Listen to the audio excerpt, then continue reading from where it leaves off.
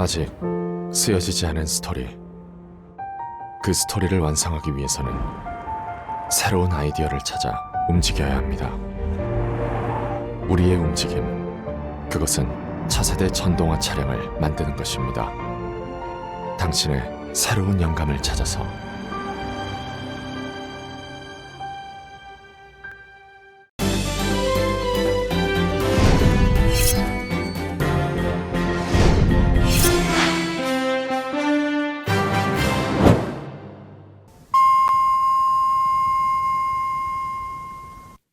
새해 복 많이 받으세요.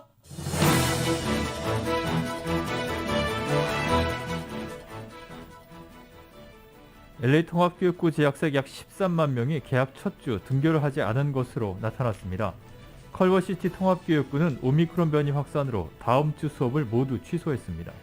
코로나 팬데믹 기간 캘리포니아주의 대학 재학생이 25만 명 줄었습니다. 전국적으로는 100만 명 이상이 대학 등록을 포기했습니다. 연방정부가 다음 주 수요일부터 자가진단 키트를 무료로 제공합니다. 수량은 가구당 4개로 제한됩니다. 한국 방문 시 PCR 검사 규정이 대폭 강화됐습니다. 타운 여행업계는 크게 우려하는 모습입니다. 러시아가 우크라이나 침공 명분을 쌓기 위해 위장 공격을 준비 중이라는 미국 정부 발표가 나왔습니다. 러시아 측은 서방의 군사 행동 확대를 비판했습니다. 국방부가 북한이 잇따른 탄도미사일 발사에 대해 국제사회에 대한 위협이라고 강조했습니다. 북한이 발사한 미사일이 극초음속 미사일인지는 아직 평가 중이라고 밝혔습니다. 민주당 이재명 후보는 경제대통령 이미지를 내세우면서 친기업 행보를 이어갔습니다. 국민의힘 윤석열 후보는 부산, 울산, 경남 일정을 시작하며 정권 교체를 강조했습니다. 선거운동을 전면 중단하고 집거에 들어간 정의당 심상정 후보의 숙고가 길어지고 있습니다. 국민의당 안철수 후보는 외연 확장에 주력했습니다. 김건희 씨의 이른바 7시간 통화 녹취 방송에 대해 법원은 수사와 사생활 관련 부분을 빼면 방송이 가능하다고 판단했습니다. 12월 소매 판매가 전달보다 1.9% 감소했습니다. 인플레이션으로 소비자들이 지갑을 닫은 것이 원인으로 분석됐습니다. 고교는 66도가량으로 오늘보다 다소 낮아질 것으로 예상됩니다. 주요 뉴스는 아시아나항공 미주 취항 30주년, 지난 30년 함께 해준 성원에 감사드리며 앞으로도 정성을 다하는 서비스, 쾌적한 최신 항공기로 안전하고 편안하게 모실 것을 약속드립니다. 아시아나 제공입니다. 여러분 안녕하십니까? 김미회입니다. 안녕하십니까? 임승찬입니다. 1월 14일 금요일 라디오 서울 이브닝 뉴스 1부 시작하겠습니다.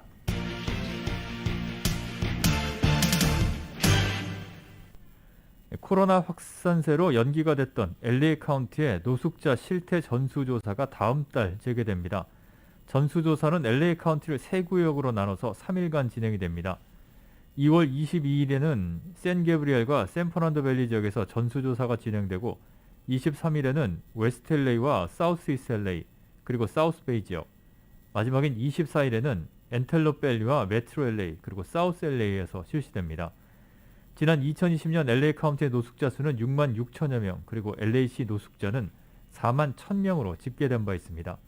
지난해에는 팬데믹으로 인해서 노숙자 실태 전수조사는 이루어지지 않았습니다.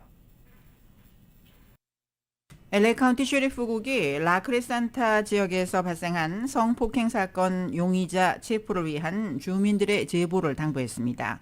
사건은 지난달 12일 3400블락 호놀룰루 애비뉴에 있는 크레센타 밸리 스케이트 파크 화장실에서 발생했습니다. 용의자는 25살에서 40살 사이의 히스패닉 또는 중동계 남성으로 키 5피트 6인치에서 8인치 정도이고 범행 당시 파란색 마스크와 브라운색 모자를 쓰고 있었다고 셰리프국은 설명했습니다. 용의자에 대한 제보는 전화 877-710-5273번으로 하면 됩니다. 한국 방문 시 PCR 검사 규정이 대폭 강화가 되면서 한국 방문이 더 까다롭게 됐다는 미주 한인들의 불만이 터져나오고 있습니다. 그렇지 않아도 위축된 한국 방문길에 또다시 찬물을 끼얹는 것이어서 타운 업계는 잔뜩 우려하는 모습입니다. 자세한 내용 이은 기자가 보도합니다.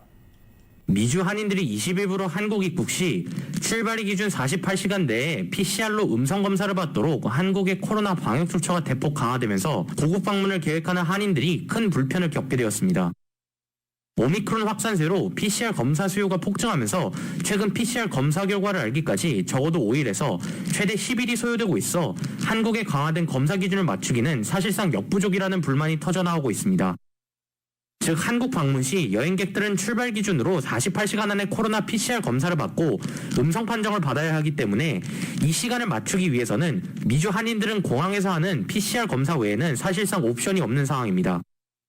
사모관광의 스티브 조 전무이사는 한국의 변경된 PCR 검사 기준을 맞추지 못해 한국 방문 스케줄을 변경하는 한인들이 늘어날 것으로 예상된다고 밝혔습니다.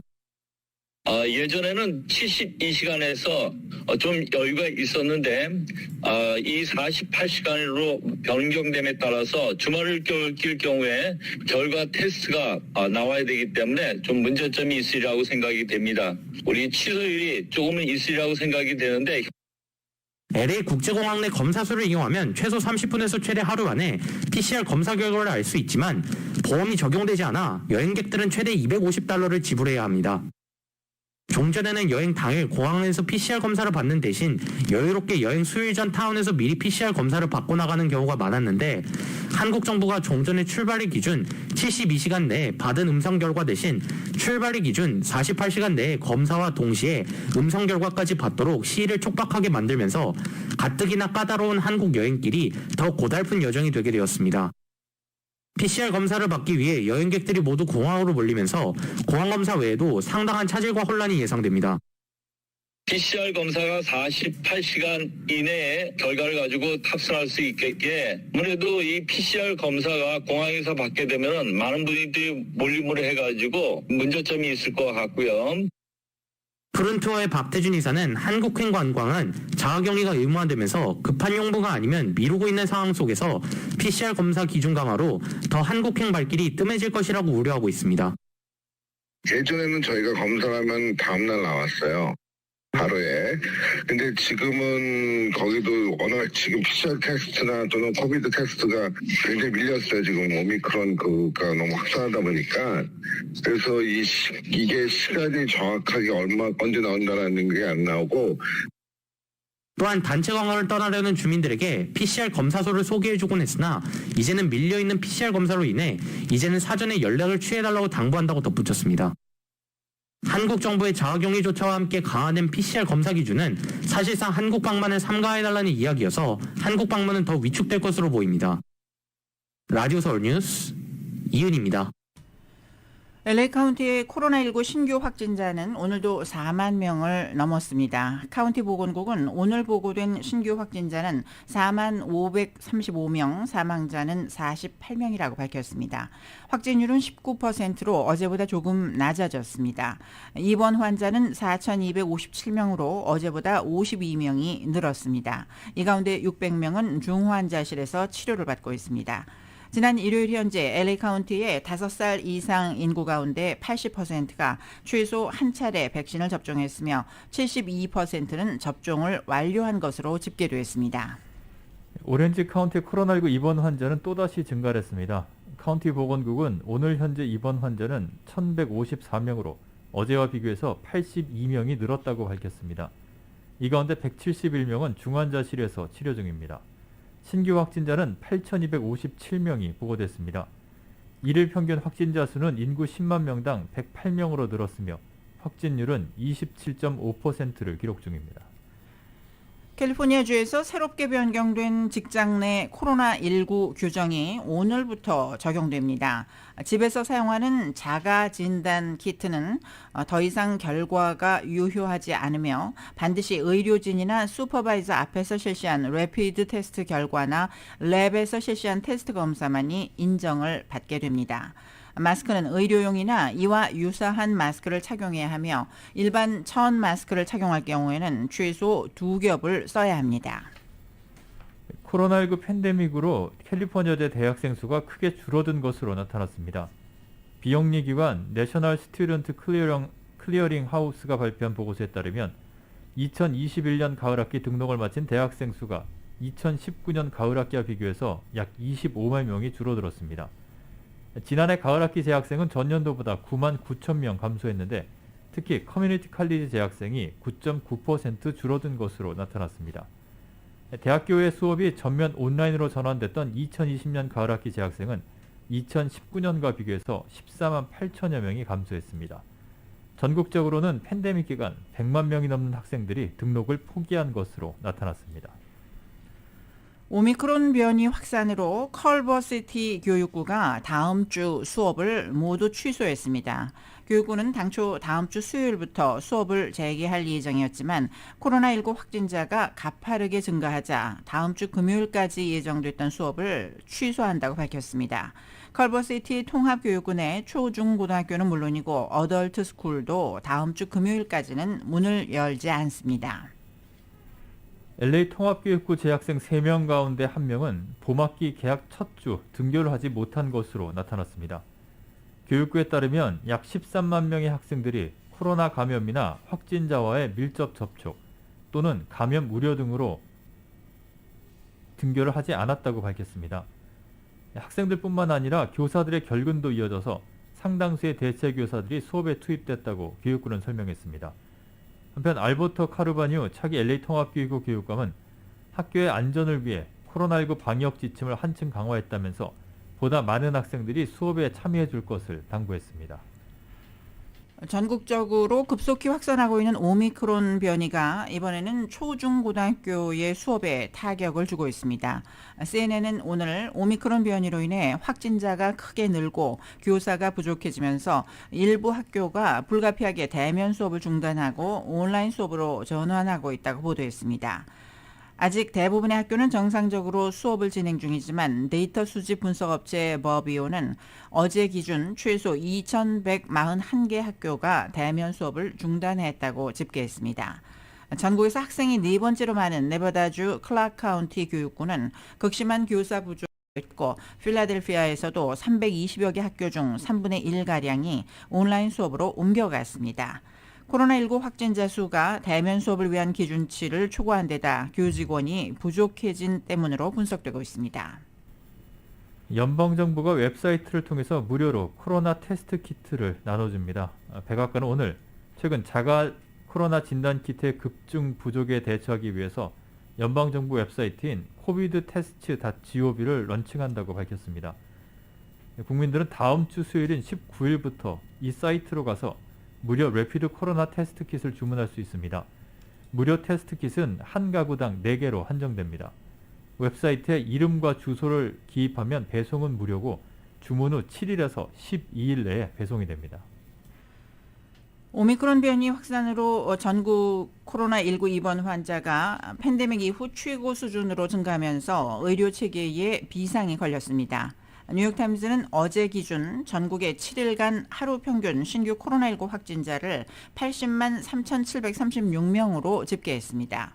하루 평균 확진자가 80만 명을 넘긴 것은 처음으로 2주 전보다 2.33배로 늘었는데 여전히 폭발적인 증가세입니다. 다만 최근 며칠 새 증가율은 둔화했습니다. 입원 환자와 관련해 보건복지부는 오늘 코로나19 입원 환자를 오늘 기준 15만 7,272명으로 집계해서 팬데믹 후 최고치를 또다시 경신했습니다. 뉴욕타임즈는 보건복지부 데이터를 인용 50개 주 가운데 절반에 가까운 24개 주에서 병상 점유율이 80%를 넘겼다고 전했습니다. 특히 엘라바마와 미주리, 뉴멕시코 등 18개 주와 워싱턴 DC에서는 성인용 중환자실 병상의 점유율이 85%를 넘겼다고 덧붙였습니다.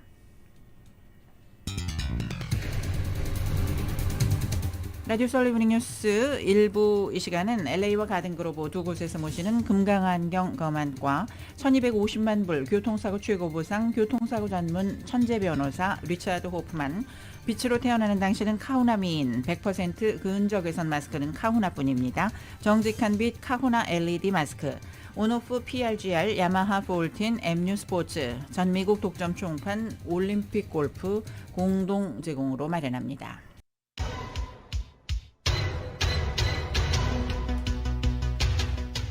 5시 17분 조금 지나고 있습니다. 라디오 서울 이브닝 뉴스 함께하고 계신데요. 이 시간 교통 상황 잠시 살펴보겠습니다.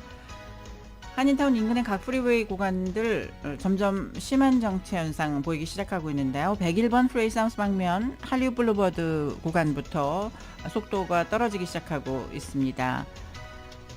특히 선셋 블루버드 구간부터는 10마일 또는 10마일 미만으로 속도 많이 떨어지고 있는 모습입니다. 실버레이크 블루버드 구간부터도 14마일부터 18마일 정도로 느리게 움직이고 있습니다.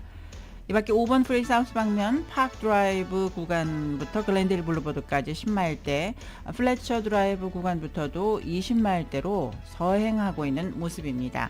추돌 사고 발생한 곳이 있는데요. 605번 프레이 노스 방면 슬라슨 스트리트 구간, 그리고 교통 위험 신호 켜져 있는 구간은 105번 웨스트 애틀란틱 애비뉴 구간 등입니다. 끝까지 안전운전 하시기 바랍니다. 교통 상황이었습니다. 이브닝 뉴스 일부 함께하고 계십니다. 조 바이든 행정부의 역점 과제인 더 나은 미국 건설 사업의 하나로 고속도로 교량 보수에 모두 270억 달러가 투자됩니다. 연방교통부는 오늘 보도자료를 통해서 15,000여 개의 교량 보수를 위해 앞으로 5년간 270억 달러를 투자한다며, 이는 현재 고속도로 체계가 만들어진 이후 교량에 대한 가장 큰 단일 시설 투자라고 밝혔습니다. 피트 부티지지 교통부 장관은 교량 보수 프로그램에 착수할 수 있어서 매우 기쁘다며, 교량 보수는 안전을 증진하고 경제 회복을 도울 것이라고 설명했습니다. 미국의 방위산업 업체들이 중국산 희토류 구매를 금지하는 초당적 법안이 연방 상원에서 마련됐습니다. 로이터에 따르면 공화당 탐 코튼, 민주당 마크 켈리 상원의원은 희토류 분야에서 중국의 통제력을 꺾기 위한 법안을 발의합니다. 이 법안은 방산업체들이 오는 2026년까지 예외적 경우를 제외하고 중국 희토류 구매를 중단하며 국방부가 이를 상시 비축하도록 하는 내용을 담고 있습니다. 또 방산업체들이 이를 이행하도록 전투기, 미사일과 다른 무기 등 수십억 달러에 달하는 국방부의 구매력을 활용케 했습니다. 법안은 당국에 중국이 희토류 시장을 왜곡하는지 조사해 제재 필요성을 권고하도록 하는 내용도 담았습니다. 이번 법안은 미국과 중국 갈등이 고조되는 와중에 중국이 미국을 향해 희토류를 무기화하는 것을 막으려는 목적이 있습니다. 천문학적인 약값 폭리를 취한 마틴 시클레리가 거액의 배상금과 함께 제약업계 영구 퇴출을 명령받았습니다. 뉴욕 맨하탄 연방지법은 시클렐리에 대한 반독점 소송에서 시장 독점을 통한 약값 폭리로 얻은 수익금 6,400만 달러를 반환하라고 판결을 했습니다. 이와 함께 시클렐리가 평생 다시는 제약업계에 종사할 수 없다고 판사는 결정을 했습니다. 해치펀드 매니저 출신인 시클렐리는 지난 2015년 현 비에리 제약인 튜링 제약이라는 회사를 설립해서 희귀 기생충병 치료제이자 암과 에이즈에도 효과가 있는 다라프림의 독점적 권리를 사들인 뒤에 한 알에 13달러 50센트였던 약값을 750달러로 5000% 이상 올려서 파문을 일으켰습니다. 이번 소송은 연방거래위원회 FTC 그리고 뉴욕주를 비롯한 7개 주가 제기를 했습니다. 한편 반독점 소송과는 별도로 시크렐리는 증권사기 혐의 등으로 기소가 돼서 지난 2018년 징역 7년을 선고받고 현재 복역 중입니다. 지방법원 판사가 졸업파티에서 같은 학교 여학생을 성폭행한 혐의로 기소돼 유죄 판결을 받은 10대 남학생을 선처했다가 형사재판 주재권을 박탈당했습니다. 일리노이 팔지구 순회법원 순회부는 오늘 최근 성폭행 사건에 대한 판결로 무리를 빚은 로버트 에이드리언 판사를 소액 사건 재판 등 작은 민사사건 담당으로 재배치했다고 밝혀 언론의 관심을 모았습니다. 인사명령은 즉각 발효됐고 에이드리언 판사에게 할당됐던 재판들은 다른 판사들에게 넘겨졌습니다. 에이드리언 판사는 지난 3일 열린 재판에서 성폭행 혐의를 받는 올해 18살 드루 클린턴에 대해 체포 이후 지금까지 148일간의 수감이 충분한 처벌이 됐다며 공소 기각 판결을 내려 여론의 반발을 샀습니다. 일리노이 주법상 성폭행 혐의에 대해 유죄가 확정되면 법원은 최하 징역 4년형을 선고하게 돼 있습니다. 그러나 지역 매체 헤럴드 위그가 재판 기록을 인용해 보도한 바에 따르면 에드리언 판사는 클린턴은 이미 5달을 교도소에서 보냈다, 충분한 벌을 받았다며 그를 4년 이상 교도소에서 썩히지 않기 위해 공소기각 판결로 유죄 판결 효력을 제거했습니다. 이번 사건을 맡은 아니타 로드리게스 검사는 40년 검사 경력에 이 같은 판결은 처음 본다며 성폭행 피해자들에게 미칠 영향이 우려된다고 반발했습니다. 마블 코믹스가 발간한 스파이더맨 만화책 한 페이지가 300만 달러가 넘는 가격에 팔렸습니다. 오늘 텍사스주 달라스에서 진행된 코믹북 경매에서 스파이더맨 만화책 한 페이지가 336만 달러에 낙찰이 돼서 사상 최고가 기록을 썼습니다. 이 만화책은 1984년 발간된 마블 코믹스 시크릿 워즈 제8호이고 낙찰된 페이지는 스파이더맨이 처음으로 블랙 슈트를 착용한 진기한 장면을 담고 있습니다. 스파이더맨은 원래 빨간색과 파란색 복장을 하지만 이 만화책에서 처음으로 검정 슈트를 입고 등장을 해서 수집가들의 비상한 관심을 모았고 33만 달러로 시작한 경매는 10배가 넘는 가격에 낙찰됐습니다. 미국이 북한의 잇따른 탄도미사일 발사에 대해 규탄한다며 유엔 안보리 결의 위반이자 국제사회에 대한 위협이라고 다시금 강조했습니다. 미 국방부는 북한이 발사한 미사일을 탄도미사일로 규정했지만 극초음속 미사일인지는 아직 평가 중이라고 밝혔습니다. 이 소식 워싱턴에서 YTN 특파원입니다. 미국 국방부는 최근 잇따라 발사됐던 북한의 미사일에 대해 탄도미사일이라고 밝혔습니다. 특히 하루 전 추가 발사된 것도 탄도미사일이라고 평가했습니다. 다만 북한이 극초음속 미사일이라고 주장한 것에 대해서는 평가 중이라며 성격 규정을 유보했습니다. We've classified it as a ballistic launch and we're going to leave it at that right now. We're still doing an intelligence assessment. 그러면서 미국의 일관된 입장을 다시 확인했습니다. 미사일 발사는 다수의 유엔 안보리 결의 위반이며 이웃과 국제사회에 대한 위협이라고 비판했습니다. 또 북한의 도발에 대한 최선의 조치에 관해 동맹국과 To sit down and talk about these issues with North Korea. 북한의 하루 전 도발은 미국의 제재에 대한 반발의 성격이 짙다는 분석이 나오고 있습니다. 토니 블링컨 국무장관이 북한의 행동에 대한 영향과 상응한 결과가 있다는 것을 확실히 할 것이라고 밝힌 뒤 이뤄졌기 때문입니다.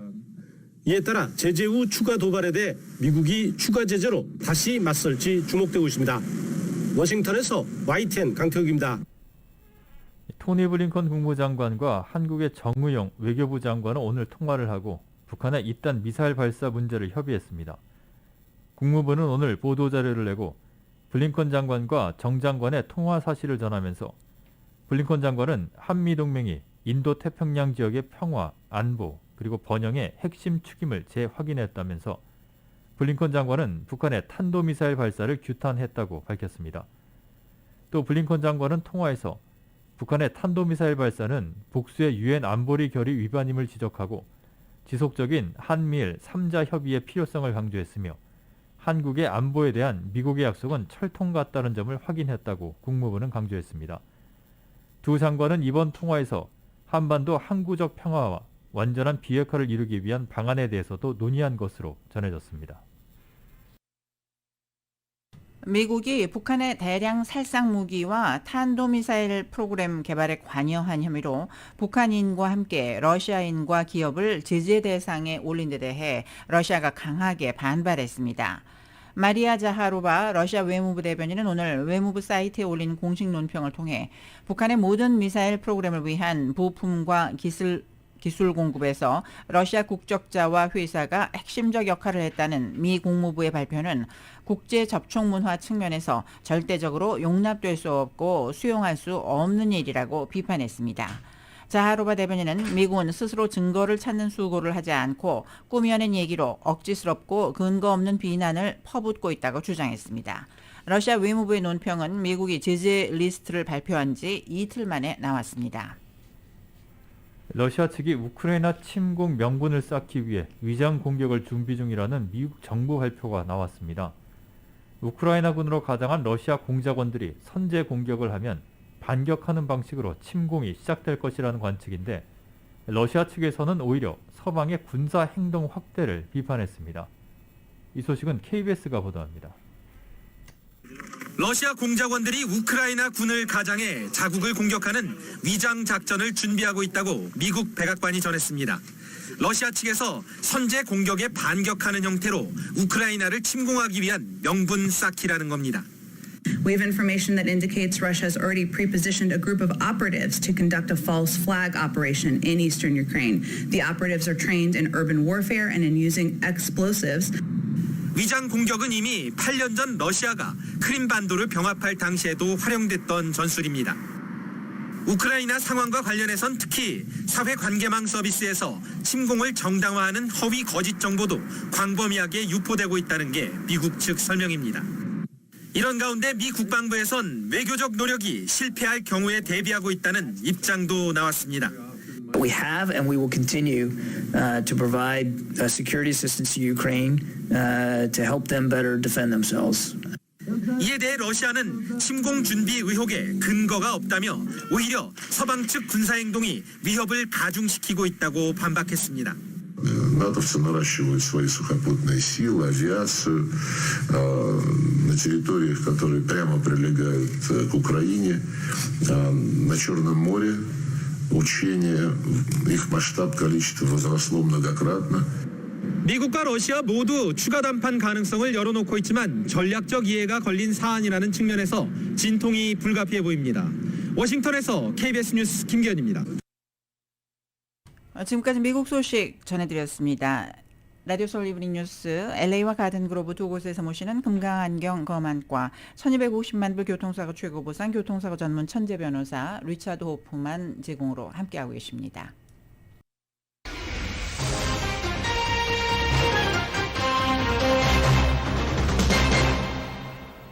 이브닝 뉴스 1부 함께하고 계십니다. 민주당의 이재명 대선 후보가 부동산 정책을 중심으로 연일 문재인 정부의 차별화의 속도를 내고 있습니다.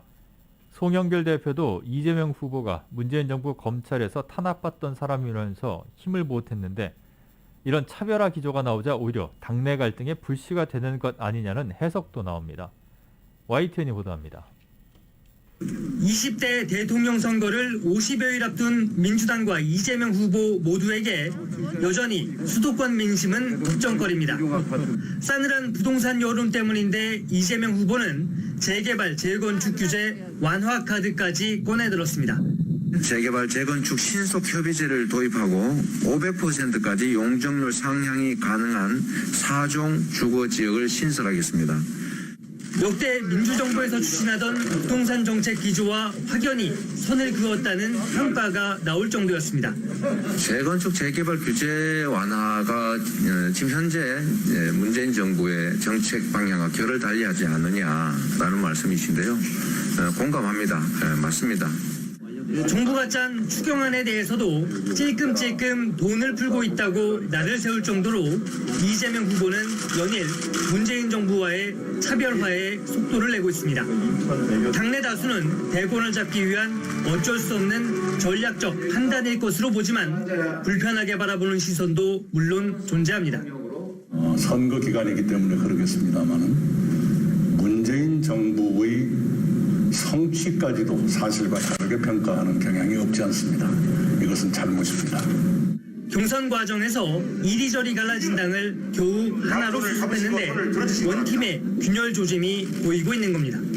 송영길 대표의 이 발언이 여기에 기름을 부었고 이재명 후보는 문재인 정부에서 탄압을 받던 사람이에요. 거의 기소돼서 죽을 뻔했잖아요. 이재명 후보가 직접 나서 정치적 의도는 없을 것이라며 진화에 나섰지만 당내 친문재인계 인사들은 사과를 촉구하며 잇따라 반발했습니다. 송영길 대표가 아니면 40% 돌파했을 것이다 이런 말도 있어요. 그래서 대표 리스크라는 말이 안 나오도록 해야 되고요. 아직까지는 당내 갈등이 지나가는 바람으로 크게 확산하지는 않을 것이라는 게 대체적인 분석이기는 하지만 장담할 수는 없습니다. 이재명 후보 지지율이 하락세로 돌아서거나 정체 국면이 길어지면 당 지도부나 후보를 직접 겨냥한 책임론 역시 쏟아질 거란 우려 섞인 전망도 나오고 있습니다. 차별화와 통합 사이 갈 길 바쁜 이재명 후보에게 불편한 숙제가 하나 더 추가된 셈입니다. YTN 이만수입니다. 국민의힘 윤석열 후보는 2030 세대를 집중 공략하면서 이른바 세대 포위론을 실행에 옮기고 있습니다. 노년층과 청년층의 지지를 끌어올려 상대적으로 여권 지지 성향이 강한 중년층을 압박하겠다는 건데 막판 단일화 국면에서도 이런 전략이 효과를 발휘할지에 대해서는 분석이 엇갈리고 있습니다. YTN입니다. 이준석 대표와의 극적 화해로 당내 갈등을 봉합한 직후 윤석열 후보가 내놓은 첫 메시지입니다. 7자 공약에 이어 병사 월급과 게임 공약으로 윤 후보는 먼저 20대 남성 2대남부터 파고들었습니다. 제가 여러분의 얘기를 듣는 것이 2030의 표를 얻기 위한 게 아닙니다. 여러분의 하여튼 오늘 이 말씀이 2030의 얘기가 아니라 제가 볼 때는 이 전체 국민의 얘기라고 저는 생각합니다. 지지율은 즉각 반응했습니다. 주춤했던 윤 후보의 20대 지지율은 다음날 실시된 여론조사에서 민주당 이재명 후보를 2배 앞서기 시작했습니다. 우위를 점하고 있는 노년층에 이어 청년층의 민심까지 얻어 40대를 압박하겠다는 세대 포위론이 효과를 발휘했다는 분석이 나왔습니다. 이게 뭐 40대를 배제하는 것이냐 이런 얘기를 하는데 그게 아니라 20대, 30대와 50대, 60대 정도가 한 30년 정도의 터울을 가지고 실제로 부모와 자식 관계를 엮이는 가능성이 높거든요. 하지만 비판도 적지 않았습니다. 즉각적인 반응을 보이는 20대 남성의 초점을 맞추다 보니 20대 여성을 위한 공약이 소홀히 되고 있다는 겁니다. 밑도 끝도 없이 성폭력 무고죄 강화와 여성가족부 폐지를 내걸었습니다. 대표 패싱이나 후보 패싱은 절대 안 된다고 하더니 여성은 참 쉽게 패싱합니다. 논란의 중심에 있는 공약을 전면에 내세우다가 중도층의 민심을 잃는 것 아니냐는 우려도 만만치 않습니다. 특히 같은 조사인데도 20대는 단일 후보에 대한 질문에선 윤석열 후보보다 안철수 후보를 더 많이 택했습니다. 국민의힘은 단일화 없이도 승리하겠다며 다른 연령층도 공감할 수 있는 생활 밀착형 공약으로 전선을 확대하고 있습니다. 김종인 전 위원장이 이끌었던 서울시장 재보선의 승리 시나리오를 재현하겠다는 겁니다. 국민의힘의 기호로서는 당선이 불가능하다고 안 한다고 그러던 사람인데 왜 갑자기 무슨 합당이니 이런 얘기를 이제 와서 하는지 잘 이해가 가지 않아요. 하지만 지난 재보선에서도 그랬듯 선거 막판까지 접전이 이어지면 단일화 압박은 커질 수밖에 없습니다. 특히 단일화 국면에선 중도층 민심이 중요한 만큼 경우의 수에 대비한 국민의힘의 전략 고심도 깊어지고 있습니다. YTN 이정미입니다. 선거운동 전면 중단을 선언하고 칩거에 들어간 정의당 심상정 후보의 숙고가 길어지고 있습니다. 국민의당 안철수 후보는 지지율 상승세를 몰아서 외연 확장에 주력을 했습니다. 역시 YTN입니다. 칩거를 이어가고 있는 정의당 심상정 대선 후보가 여영국 대표를 만났습니다. 자택에서 비공개로 이어진 회동에서 심상정 후보는 참으로 송구하다며 소명의식을 포기하지 않겠다고 강조했습니다. 한 길로 진보 정치를 걸어온 한 책임 있는 정치인으로서 그 소명의식은 또 분명히 갖고자 한다. 또 이런 말씀을 좀 주셨고. 후보 사퇴 여부에 대해서는 확답을 주지 않으면서 너무 늦지 않게 국민 앞에서 입장을 내겠다고 말했습니다. 심상정 후보의 복귀를 믿고 있는 정의당은 민주당과 국민의힘의 양자 TV토론 합의를 강하게 비판했습니다. 소수당을 토론에서 제외한다는 것은 곧 우리 사회의 수많은 약자와 소수자들의 목소리를 배제하겠다는 것입니다. 다자 토론을 진행할 것을 강력히 촉구하는 바입니다. 국민의당 안철수 후보 역시 거대 양당 대선 후보들에게 쌍특검을 받으랬더니 뒤에서 토론 담합이나 벌이고 있다고 몰아세웠습니다. 비호감 1위와 2위가 토론을 하게 되는 이 비호감 토론을 왜 하는지 모르겠다는 그런 생각이 들었습니다. 그리고 또한 이건 공정을 외치는 분 그리고 또 선택의 자유를 외치는 분이 맞지 않죠. 안 후보는 대선 후보 다자 대결에서 지지율 20% 선까지 바짝 다가서며 상승세를 꾸준히 이어가고 있는데 기세를 몰아 새누리당, 자유한국당 비대위원장 출신인 임명진 목사의 지지를 끌어내며 외연 확장에도 속도를 냈습니다. 안철수만이 정권 교체를 할 수 있고 더욱더 제대로 된 정권 교체를 할 수 있다고 저는 생각했습니다. 국민의당 안철수 후보의 상승세와 정의당 심상정 후보의 칩거가 맞물리면서 제3지대 대선 후보들에 대한 관심도 높아지고 있습니다. 특히 심상정 후보가 어떤 선택을 내리느냐에 따라 진보 정치는 물론 이재명 후보와 윤석열 후보의 전략에도 일부 영향을 미칠 것으로 보입니다. YTN 송재인입니다. 청와대가 정부의 방역 지침을 비과학적이라고 비판하는 건 국민을 혼란스럽게 한다며 대안을 내놓으라고 지적했습니다. 사실상 방역 패스가 비과학적이라고 했던 윤석열 후보를 겨냥한 것으로 보이는데요. 국민의힘은 대선을 앞두고 제1야당과 싸우자는 것이냐면서 적반하장이라고 반발했습니다. YTN이 보도합니다. 청와대는 방역 강화 조치 3주 연장이 오미크론 대응을 위해 어쩔 수 없는 선택이었다고 설명했습니다.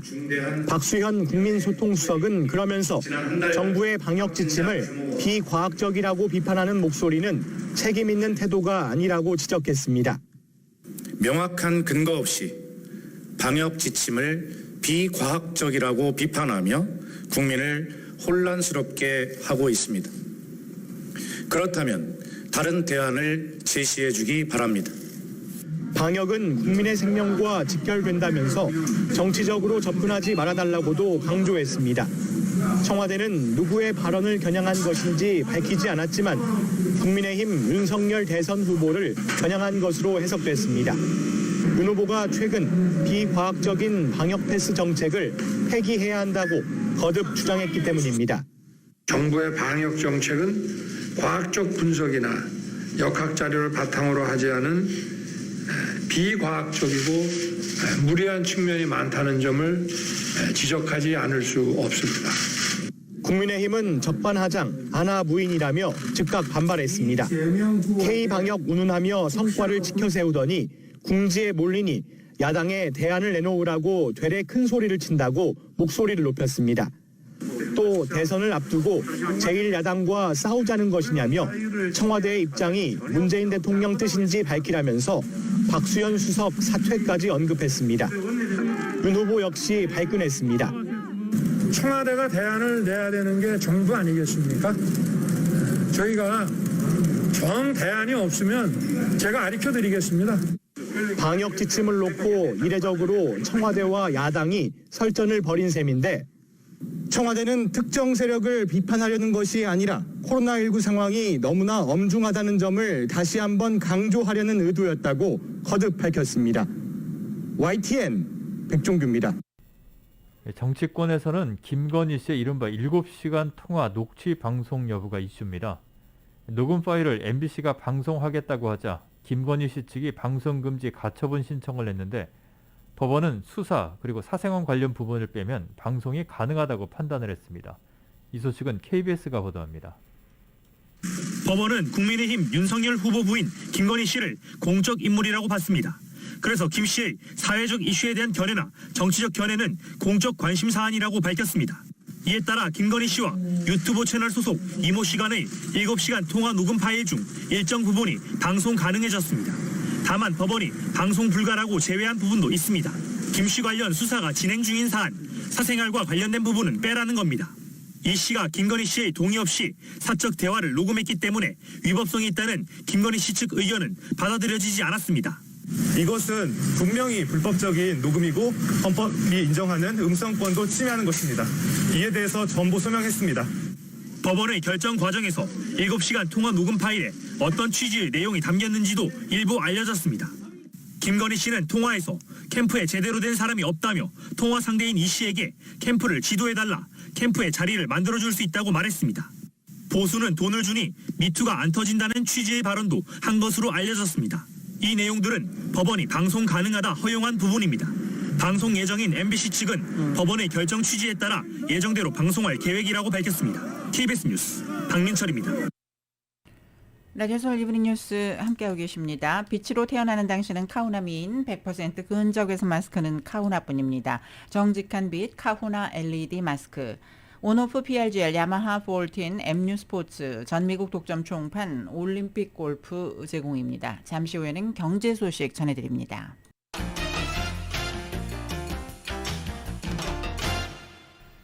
이브닝 뉴스 1부 함께하고 계십니다. 오늘 뉴욕 증시는 은행들의 지난해 4분기 실적이 대체로 부진하게 나오고 소매 판매가 예상보다 많이 줄었다는 소식에 혼조세를 보였습니다. 다우존스 산업평균지수는 어제보다 201.81포인트가 하락한 35,911.81로 거래를 마쳤습니다. S&P 500지수는 3.82포인트가 오른 4,662.85, 나스닥 지수는 86.94포인트가 상승한 14,893.75로 거래를 마쳤습니다. 유가는 2개월 만에 최고치로 반등을 했습니다.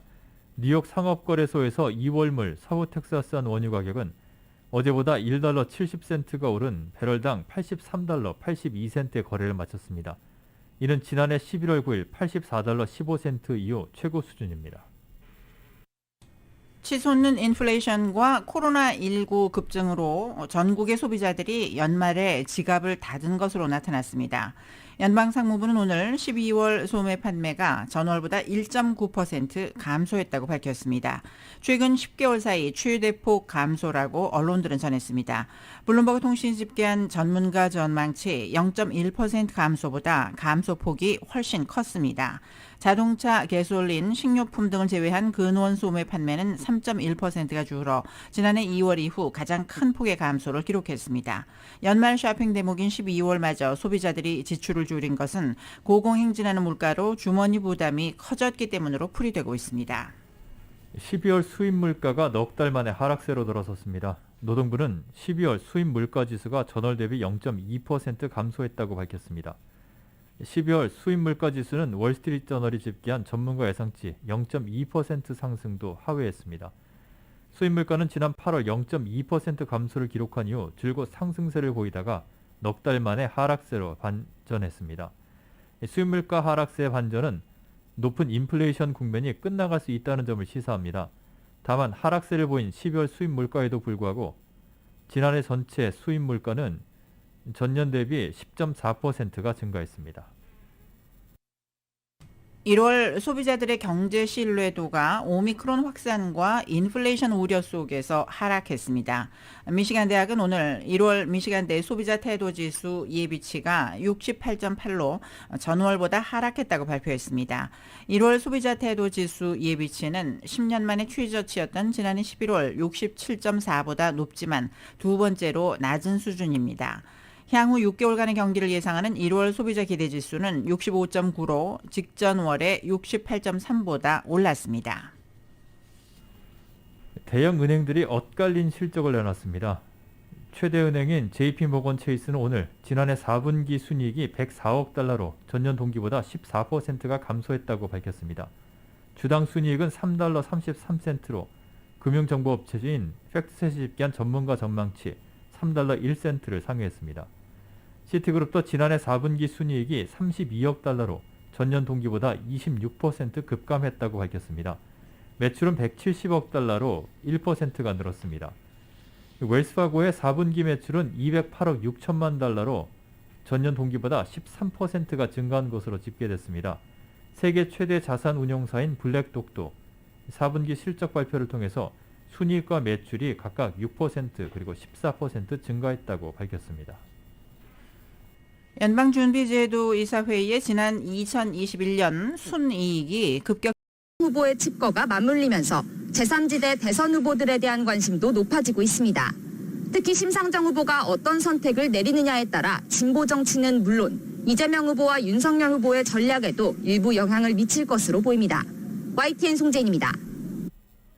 정치권에서는 김건희 씨의 이른바 7시간 통화 녹취 방송 여부가 이슈입니다.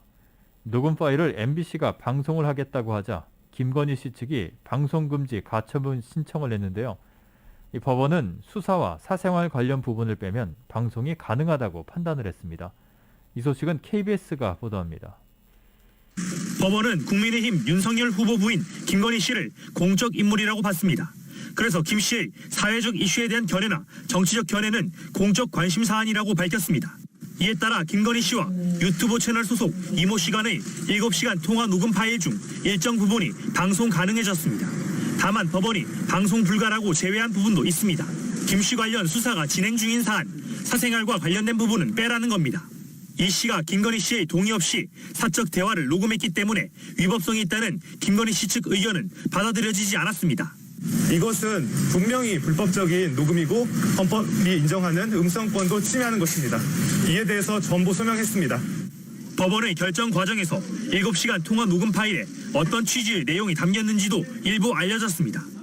김건희 씨는 통화에서 캠프에 제대로 된 사람이 없다며 통화 상대인 이 씨에게 캠프를 지도해달라, 캠프에 자리를 만들어줄 수 있다고 말했습니다. 보수는 돈을 주니 미투가 안 터진다는 취지의 발언도 한 것으로 알려졌습니다. 이 내용들은 법원이 방송 가능하다 허용한 부분입니다. 방송 예정인 MBC 측은 법원의 결정 취지에 따라 예정대로 방송할 계획이라고 밝혔습니다. KBS 뉴스 박민철입니다. 청와대가 정부의 방역 지침을 비과학적이라고 비판하는 건 국민을 혼란스럽게 한다며 대안을 내놓으라고 지적했습니다. 사실상 방역 패스가 비과학적이라고 했던 윤석열 대선 후보를 겨냥한 것으로 보이는데요. 국민의힘은 대선을 앞두고 제1야당과 싸우자는 것이냐면서 적반하장이라고 반발했습니다. YTN입니다. 청와대는 방역 강화 조치 3주 연장이 오미크론 대응을 위해 어쩔 수 없는 선택이었다고 설명했습니다. 박수현 국민소통수석은 그러면서 정부의 방역 지침을 비과학적이라고 비판하는 목소리는 책임 있는 태도가 아니라고 지적했습니다. 명확한 근거 없이 방역 지침을 비과학적이라고 비판하며 국민을 혼란스럽게 하고 있습니다. 그렇다면 다른 대안을 제시해 주기 바랍니다. 방역은 국민의 생명과 직결된다면서 정치적으로 접근하지 말아달라고도 강조했습니다. 청와대는 누구의 발언을 겨냥한 것인지 밝히지 않았지만 국민의힘 윤석열 대선 후보를 겨냥한 것으로 해석됐습니다. 윤 후보가 최근 비과학적인 방역 패스 정책을 폐기해야 한다고 거듭 주장했기 때문입니다. 정부의 방역 정책은 과학적 분석이나 역학 자료를 바탕으로 하지 않은 비과학적이고 무리한 측면이 많다는 점을 지적하지 않을 수 없습니다. 국민의힘은 적반하장, 안하무인이라며 즉각 반발했습니다. K방역 운운하며 성과를 지켜세우더니 궁지에 몰리니 야당에 대안을 내놓으라고 되레 큰 소리를 친다고 목소리를 높였습니다. 또 대선을 앞두고 제1야당과 싸우자는 것이냐며 청와대의 입장이 문재인 대통령 뜻인지 밝히라면서 박수현 수석 사퇴까지 언급했습니다. 윤 후보 역시 발끈했습니다. 청와대가 대안을 내야 되는 게 정부 아니겠습니까? 저희가 정 대안이 없으면 제가 가르쳐 드리겠습니다. 방역 지침을 놓고 이례적으로 청와대와 야당이 설전을 벌인 셈인데 청와대는 특정 세력을 비판하려는 것이 아니라 코로나19 상황이 너무나 엄중하다는 점을 다시 한번 강조하려는 의도였다고 거듭 밝혔습니다. YTN 백종규입니다. 한국 소식 간추려드렸습니다. 기아는 미래를 기다리지 않습니다. 스스로 만들어갑니다. 기아자동차. 정직과 신념으로 한 길만을 걸어온 이민법 전문 임상우 변호사 법률그룹 제공입니다. 라디오 솔리브리 뉴스 잠시 후에 경제 소식 전해드립니다. 이게 꿈이야 뭐야? 몽 바베큐가 여러분을 위해 가격을 낮추었습니다. 프라임립, LA갈비, 마블링이 환상인 특급 꽃등심 40가지가 넘는 신선한 샐러드바. 몽 바베큐의 점심 무제한 고기 샐러드바 콤보는 18불 99전, 저녁은 20불 99전부터. 이 가격에 무제한으로 맘껏 먹을 수 있다고 그래서 드림 바베큐 몽인 거죠. 냉면 장인이 뽑아내는 시원한 물냉면과 맛깔나는 비빔냉면. 100명까지 함께 즐길 수 있는 뱅킷룸과 페리오의 몽 바베큐. 착한 가격에 최상급 고기. 몽 바베큐는 웨스턴과 일가 213-388-7668, 388-7668. 곧 아버님이 소천하실 것 같은데 장의사는 어디가 좋을까요? 가장 잘 알려지고 가장 가까운 한국장의사는 어떠세요? 가격이 비싸진 않나요? 한국장의사가 장례비도 제일 저렴하고 고인 모시는 것부터 매장, 화장까지 원스톱 장례 서비스라 알아서 척척 잘 도와주고 행정 처리도 빨라서 참 편하더라고요. 한국장의사 전화번호는요? LA 323-734-5656, 노르왕 562-868-0788. 전미주 판매 부문 1위, 고객 만족도 1위, 아마존 베스트셀러 카우나 마사지 체어가 사랑받는 비결, 대체 뭘까요? 아픈 곳을 정확하게 진단하여 누르는 혁신적인 기술. 한국인이 만들어 우리 체형에 꼭 맞는 편안함. 자신 있는 품질로 업계 최장 5년 워런티. 전미주 72개의 매장에서 직접 체험해보세요. 카우나 마사지 체어. 카우나 마사지 체어. 홈쇼핑월드 거제도 수산물과 속초 젓갈류가 동시 입고되었습니다. 민물 새우탕과 자연산 우렁, 거제도 알멍게, 자연산 바다장어 등 40여 가지 남해바다 특산물과 북한식 가자미 식혜, 어리굴젓, 명란젓, 명태의 무침 등 강원도 동해바다 반찬 젓갈이 여러분의 입맛을 책임집니다. LA점 올림픽과 아드모어, 부에나파점 비치와 멜번 홈쇼핑월드. 홈쇼핑월드로 가세요. 오늘 새로운 날의 시작입니다. 새로운 날은 멋진 날의 시작입니다. 좋은 일의 시작입니다. 선한 일의 시작입니다. 믿음을 가져보세요. 믿어보세요. 당신이 도움이 필요할 때 우리가 도울 것입니다. 우리 함께 만들어가요. 우리 함께 건강한 삶을 만들어가요. 여러분이 필요로 할 때 우리는 항상 여러분 곁에 있을 것입니다. 크로스웨이 의료상조회 877-520-8787 877-520-8787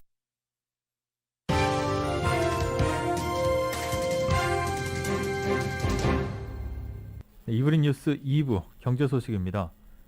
오늘 뉴욕 증시는 은행들의 지난기 4분기 실적이 대체로 부진하게 나오고 소매 판매가 예상보다 많이 줄었다는 소식에 혼조세를 보였습니다.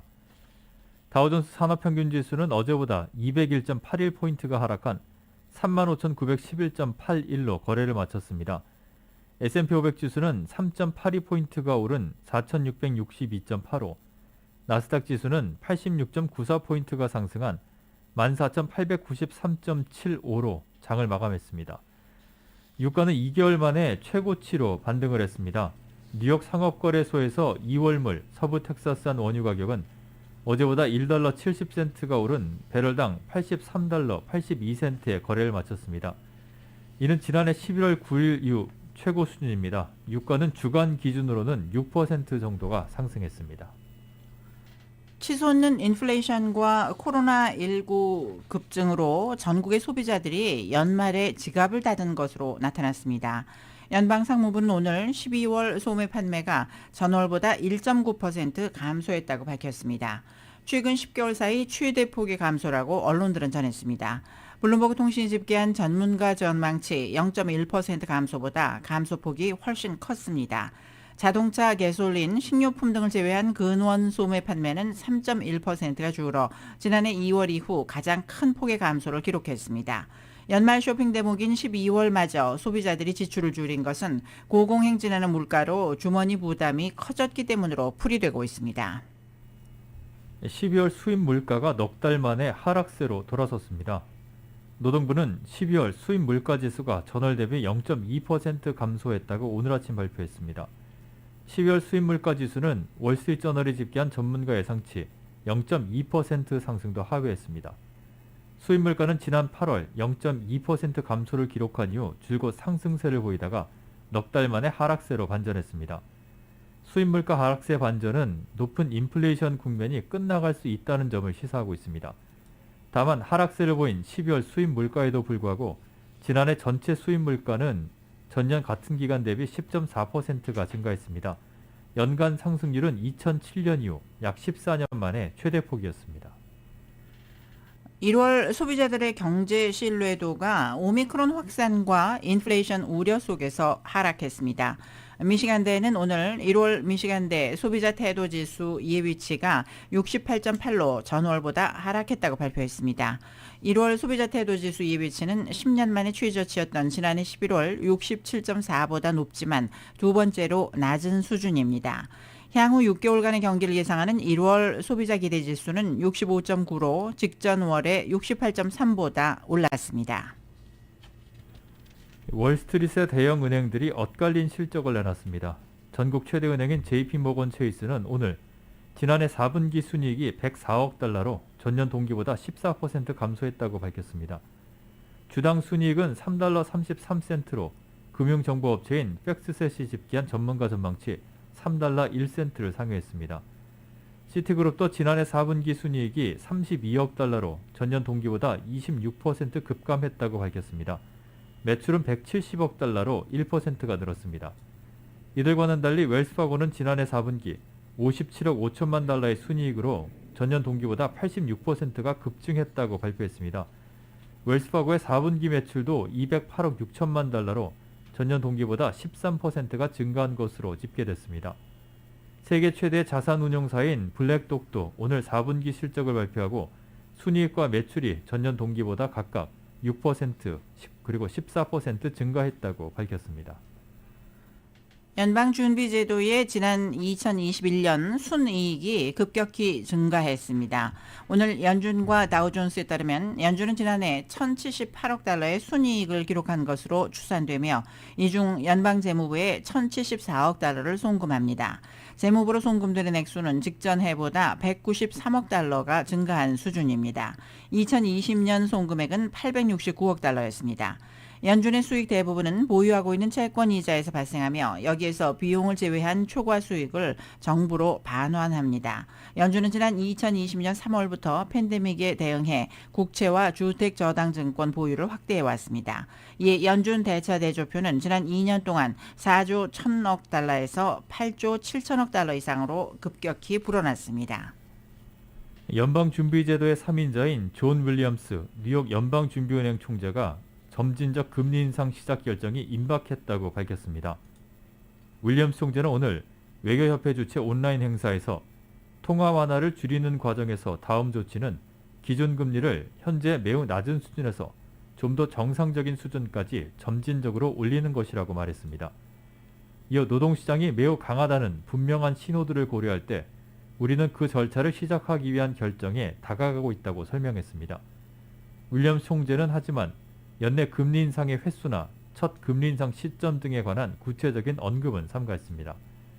다만 윌리엄스 총재는 올해 인플레이션과 경제 성장에 대한 구체적인 전망치와 관련해서 성장이 둔화하고 공급망 차질이 점차 해결되면서 올해 물가 상승률이 2.5% 정도로 떨어질 것으로 예상한다고 밝혔습니다.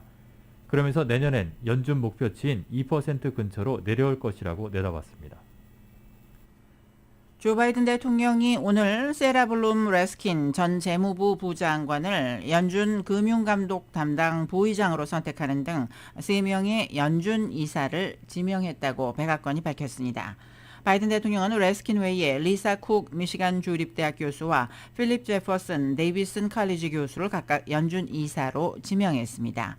연준 이사로 지명된 쿡과 제퍼슨은 흑인입니다. 특히 쿡 지명자가 상원에서 인준될 경우 연준 108년 역사상 최초의 흑인 여성 이사가 됩니다.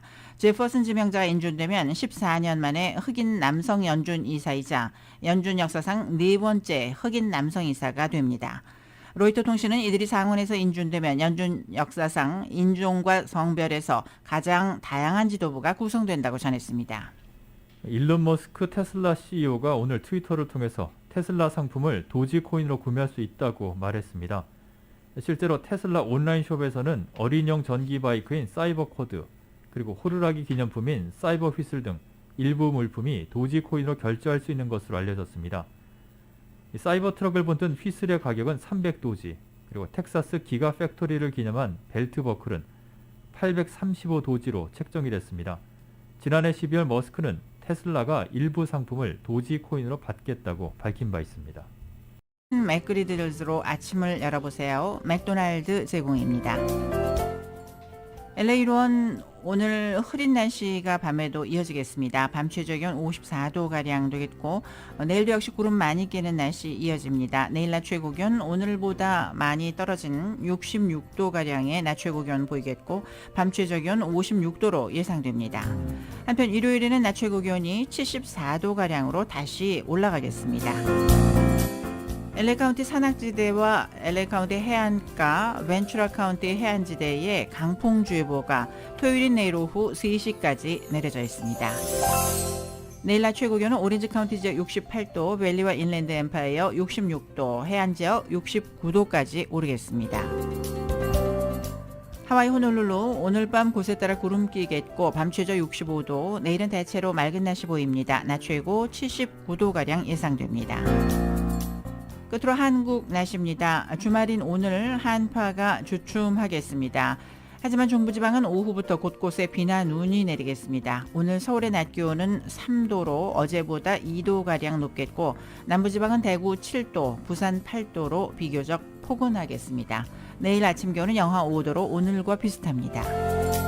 날씨는 맥도날드에서 소시지나 치킨 맥그리들즈로 아침을 열어보세요. 맥도날드 제공입니다. 이브닝 뉴스 2부, 지금까지 소중한 고객의 꿈을 위해 고객과 함께하는 US 메트로은행, 메디케어 HMO 환자분들을 위해 빠르고 정확하게 종합검진해드리는 시니어 어르신들을 위한 차민형 내과, 기아는 미래를 기다리지 않습니다. 스스로 만들어갑니다. 기아 자동차, 정직과 신념으로 한 길만을 걸어온 이민법 전문 임상우 변호사 법률그룹 공동 제공으로 보내드렸습니다. 이상으로 1월 14일 금요일에 보내드린 라디오 서울 이브닝 뉴스 1, 2부 순서 모두 마치겠습니다. 진행의 임승찬, 김미회였습니다. 편안한 주말 보내시기 바랍니다.